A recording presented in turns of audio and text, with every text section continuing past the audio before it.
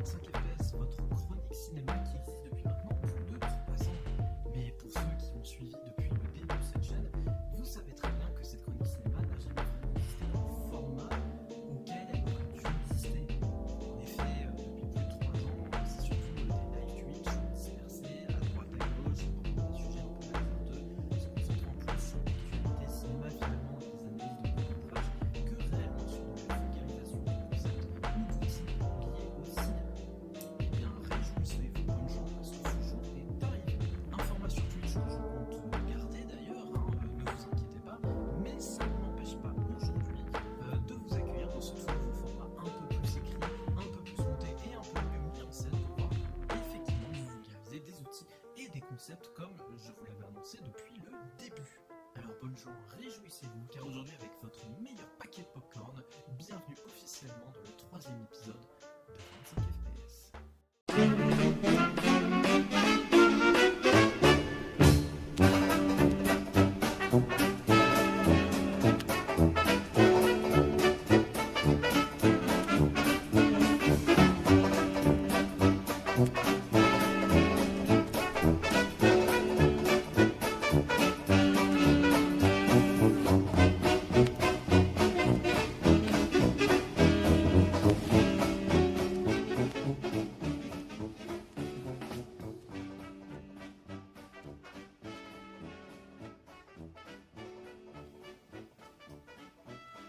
Sans plus attendre, dans ce numéro, j'aimerais m'arrêter sur... Attends une minute.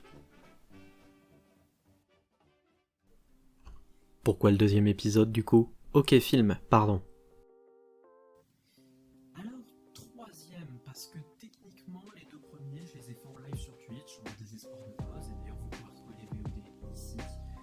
Et j'en ferai peut-être un remake, mais soyons honnêtes, c'est pas vraiment un sujet qui intéressera notre public, je pense, puisqu'il s'agit pour le premier de la notion de ce qu'est un bon film en tant que tel, et pour le second, d'analyse de courts-métrages amateurs sur YouTube.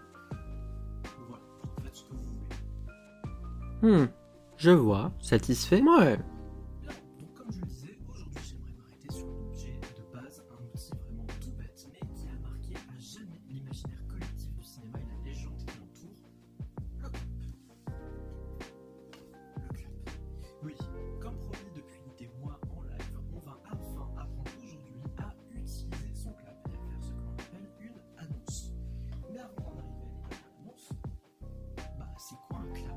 Eh bien c'est tout bête, un clap est un simple outil mécanique divisé en 2 parties. Une partie avec 2 pièces de bois amovibles, reliées entre elles par un pivot, de façon à ce qu'elles viennent se heurter entre elles avec fracas de façon parallèle, et une seconde partie donc, qui consiste en une simple ardoise accrochée à la première partie, sur laquelle sont renseignées différentes catégories. Nous reviendrons dans un instant sur l'utilité de chacune d'entre elles, mais nous pouvons déjà noter la présence de prod, roll, scène, take, director, caméra, date, ainsi que diverses petites informations en bas à droite. Alors, pas de panique, c'est vraiment simple une fois qu'on connaît le truc. Mais vous savez ce qui m'amuse beaucoup? C'est très précisément que justement le clap, c'est l'outil qui vraiment est à la fois plus simple d'utilisation qu'on pourrait ne le penser, et en même temps plus compliqué d'utilisation qu'on pourrait le penser. Je m'explique.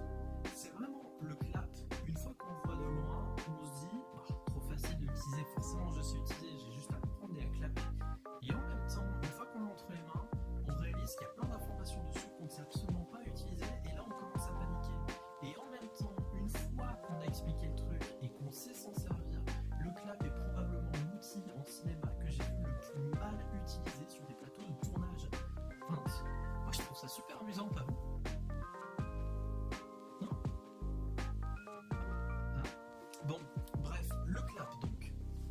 Je vais commencer par ce qui saute aux yeux pour ceux qui n'ont pas l'habitude et ont une image très fantasmée de la chose.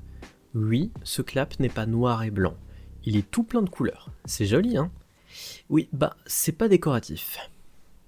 Le clap noir et blanc, aussi surprenant que ça puisse paraître, est hérité de l'époque du noir et blanc.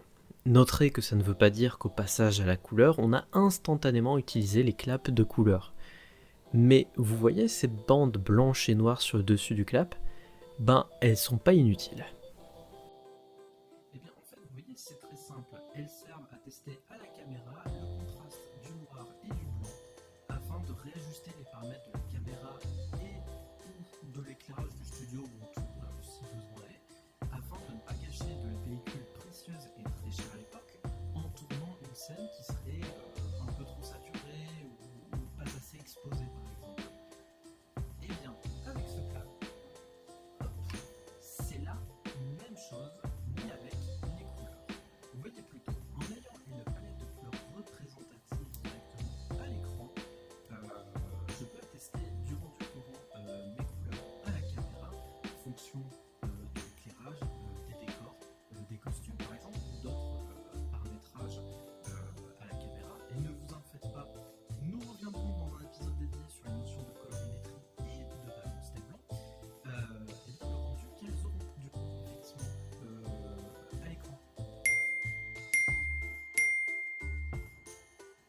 ce qui est de l'utilité des couleurs sur le clap.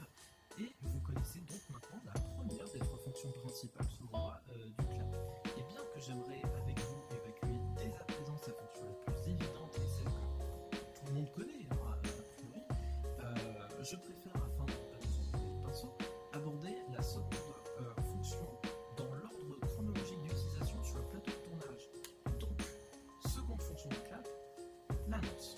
Séquence Quantum, scène 2, prise 2. Séquence Arty, scène 2, prise 1.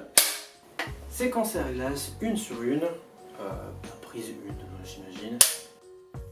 Si vous vous intéressez de près ou de loin au monde du cinéma, ou que vous avez déjà vu un film, ou même admettons une série qui met en scène, même juste le temps d'une scène à un tournage, vous avez sûrement déjà entendu ce genre de phrase énigmatique. Eh bien, c'est précisément ça qu'on appelle l'annonce, et c'est justement à ça que sert la grande ardoise fixée sous le clap. Sachez déjà qu'il existe plusieurs modèles de clap, avec plus ou moins les mêmes informations, mais que les vraies informations indispensables dont vous aurez toujours besoin, même pour un petit tournage amateur, se trouvent toujours au centre de ces trois grandes cases. Roll fait ici référence au rouleau de pellicule, ou en ce qui me concerne, la carte SD qui comporte le rush en question. Si vous en avez plusieurs sur le même plateau de tournage, que ce soit par besoin d'espace de stockage ou parce que vous tournez à plusieurs caméras simultanées ou pour d'autres raisons, en fait, ça vous permet de connaître le stockage de référence pour ce rush brut et ce au premier coup d'œil en matant le rush. Bon, alors je vous avoue, pour un tout petit tournage amateur, j'estime que c'est la moins importante de ces trois informations. Mais dès qu'on arrive sur un gros tournage, je peux vous jurer que ça sauve la vie. Vraiment, si vous comptez évoluer vers un format plus professionnel, ne négligez jamais cette information. Ensuite vient scène, c'est un mot transparent, donc exactement comme en français. Vous devez marquer ici la référence de votre scène sur le script, comme scène 1 par exemple, si c'est la première scène qui apparaît dans votre script. Après bien sûr il y a plusieurs façons de numéroter, mais vous avez l'idée. Également, si vous avez un enchaînement de plusieurs plans dans la même scène, comme ceci,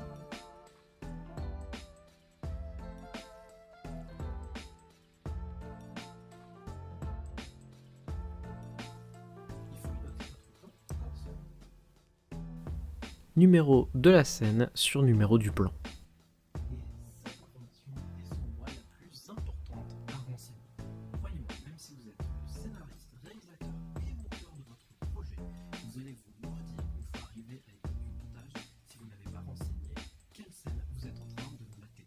Si vous ne savez pas quoi va où, quelle scène vous êtes en train de mater, ni à quoi correspond le rush, ça peut tout simplement rendre le montage impossible.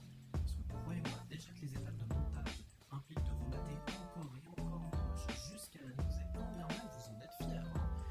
Mais alors si en plus vous rajoutez des revisionnages gratuits avec des scènes dont vous ne savez pas finalement où elles vont, à moins de les remater plusieurs fois, ça peut vraiment mettre un frein définitif à votre projet. Et j'ai des exemples en stock. Enfin, parmi les infos que j'estime essentielles, vient take. Il s'agit d'une prise. Une prise qui est au cinéma.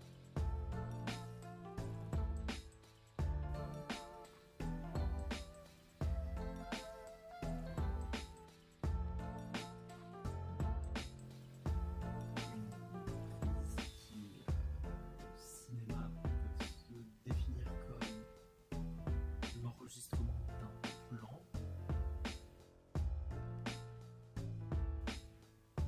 Bref.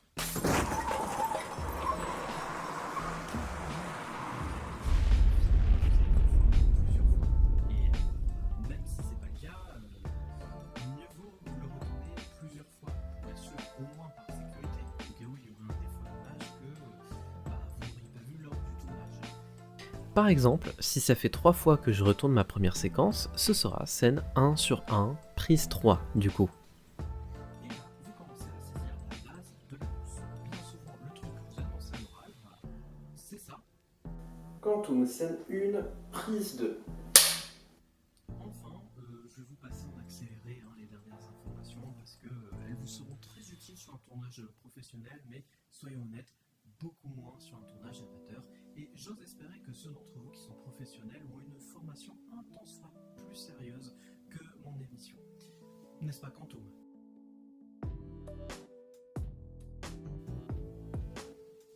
Bon, donc on a... Prod, qui indique le titre du film ou de l'émission. Enfin, en principe, là je me suis amusé, mais sachez que c'est bien le titre de l'émission qui est censé figurer, et non la boîte de prod. On a ensuite Director, le nom du réalisateur, Caméra, le nom du caméraman, et non pas de la caméra en elle-même, la date, donc littéralement la date du tournage, et pas celle de votre naissance parce qu'on s'en branle, et en bas à droite, là-bas, ce sont des infos un peu plus techniques, comme si le tournage est en intérieur, en extérieur, de jour, de nuit, et filtre pour le numéro de filtre utilisé. MOS signifie Mute of Sound, donc prise sans son, pour spécifier au monteur de ne pas chercher à bande son de ce rush, au contraire de Sync, pour synchroniser.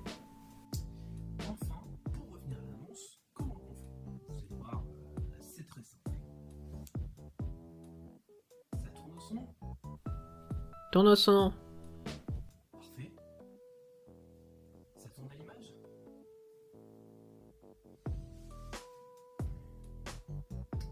Ça tourne à l'image? Ça tourne à l'image. Bien. Donc, après, il suffit de se saisir de son câble comme ça, de le rendre bien visible à l'écran pour qu'on puisse bien lire toutes les informations. Et ensuite, on lit comme ceci. 25 fps, scène 2 sur 1, prise 1. Et on clappe. Voilà, tout simplement. Et là, on arrive fatalement à la troisième et dernière fonction du clap. Et on double. Et on double. Le clap en tant que tel. Pas l'outil cette fois, mais bien l'action de clapper. Mais à quoi que ça sert, me demanderas-tu? Me demanderas-tu?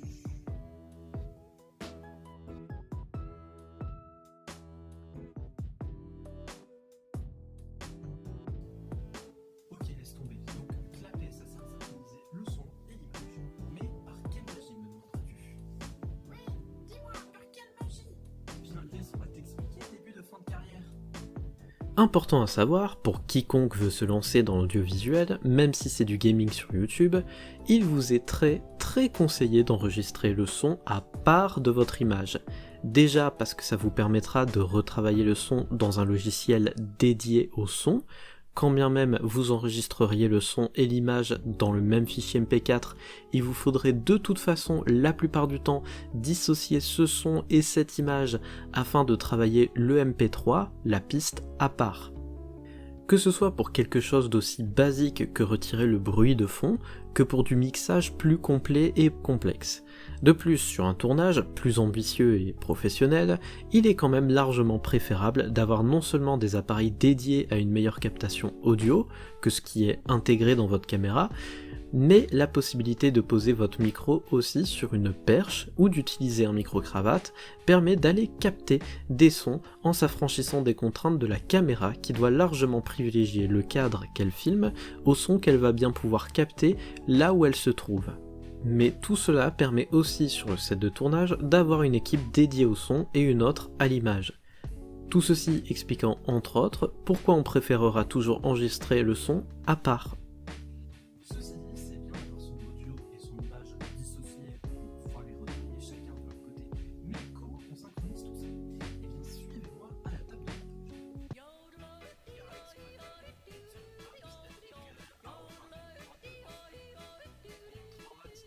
Voici la table de montage pour cette émission. Voyez ici un des rushs de l'émission. À gauche donc, j'ai mon image, et à droite, les pistes avec notamment ici ma piste audio. Voyez qu'à l'audio, au moment du clap, j'ai un pic sur la courbe. Et ici, j'ai la capacité d'avancer image par image pour trouver le moment exact du clap à l'image. Il ne me reste plus qu'à calquer précisément le pic précis du clap à l'audio sur l'image précise du clap à l'image, et maintenant, si je vous fais une lecture globale, on peut voir que le son est synchronisé avec les lèvres.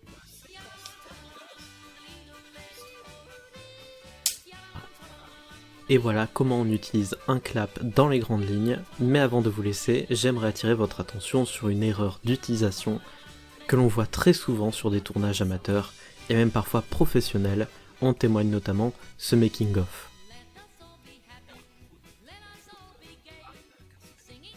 Scène 1, prise 2, action.